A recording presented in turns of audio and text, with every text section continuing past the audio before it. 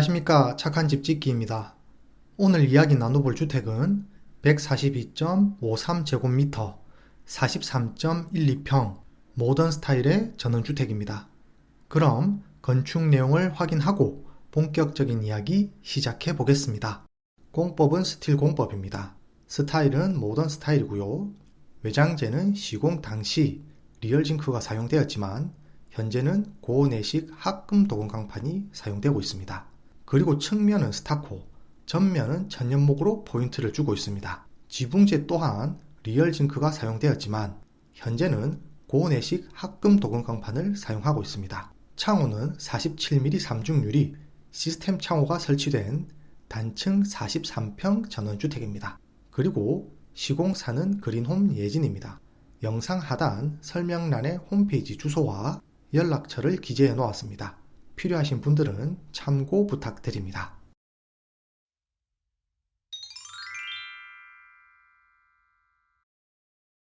아이들이 조금 더 자유로운 환경 속에서 자라기를 바랬습니다. 그와 더불어 고향에서 살고 싶어 하는 남편의 바람도 있었고 내 집을 짓고 싶은 저의 바람까지 모두의 바람을 안고 집을 짓게 되었습니다.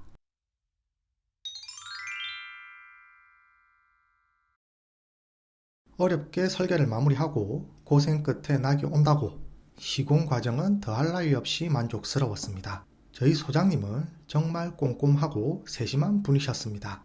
일하시는 모습을 보면 저희 집이 아니라 본인 집을 짓는 건가 하는 생각이 들 정도로 하나하나 신경을 써주셨습니다. 어느 날 가보면 이 부분은 나중에 문제가 될 수 있을 것 같아 이렇게 처리했습니다 라든지 이렇게 하면 보기가 안 좋아 이렇게 수정을 했습니다 등 저희가 요청드리지 않았는데도 하나하나 세심히 신경을 쓰며 일해 주셨습니다.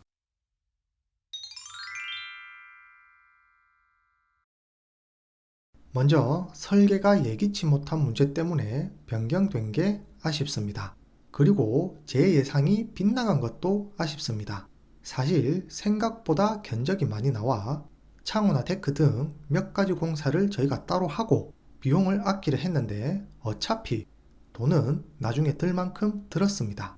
그냥 시공사에 맡겼으면 고민도 덜하고 깔끔하게 마무리되었을 텐데 하는 아쉬움이 있습니다.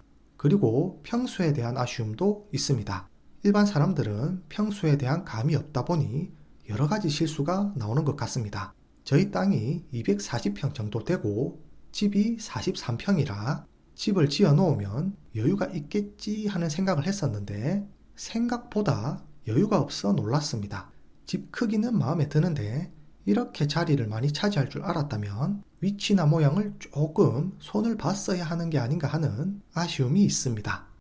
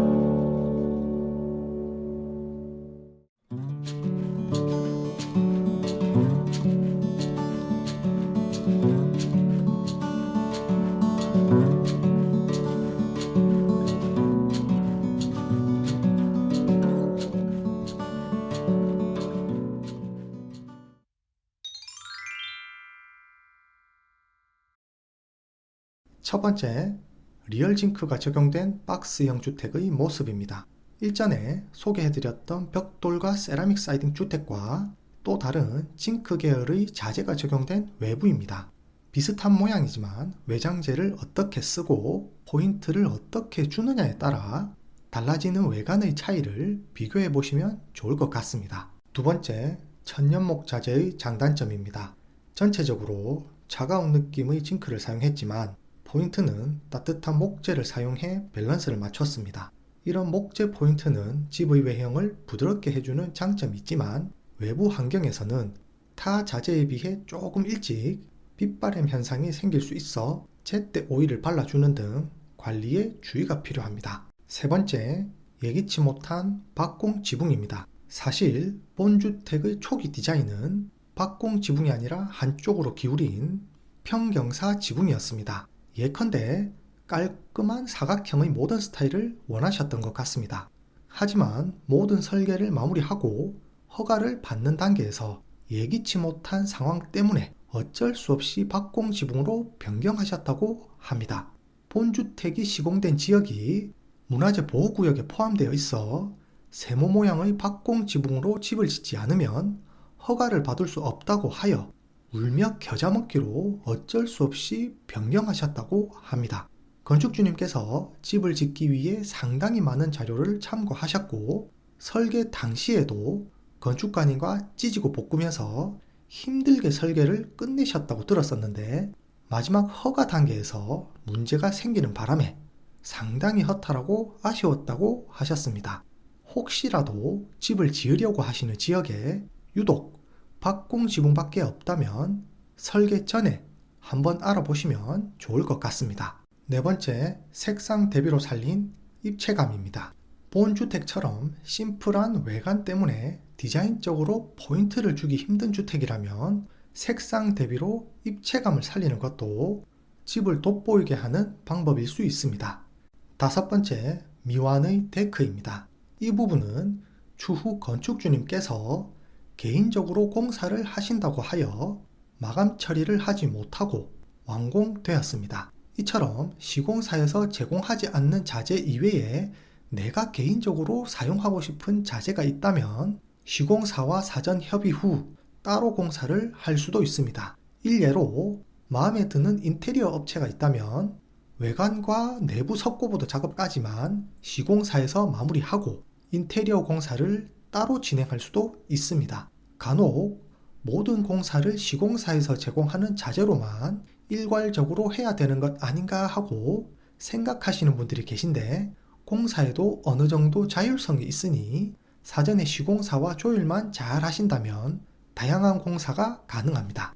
단, 건축주님께서 개인적으로 진행한 공사는 추후 시공사에서 책임지지 않기 때문에 사후 관리 부분도 잘 고려하셔서 선택하시는 게 중요합니다.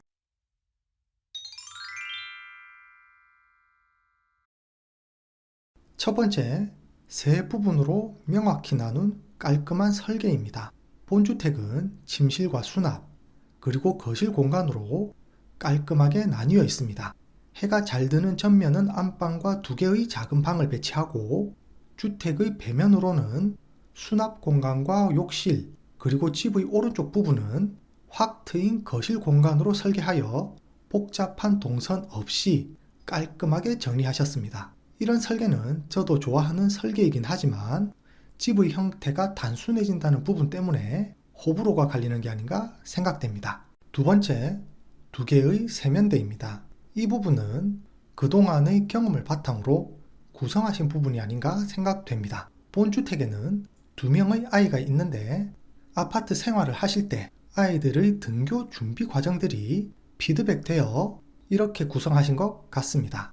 주택을 직접 지으면 그동안 아쉬웠던 부분들을 피드백하여 보완할 수 있다는 게 최대의 장점인 것 같습니다. 세 번째, 넓은 거실입니다. 본주택의 거실은 주택의 절반에 가까운 꽤 넓은 공간으로 구성되어 있습니다. 이 부분은 가족과 늘 함께 하고픈 건축주님의 마음이 반영된 부분입니다.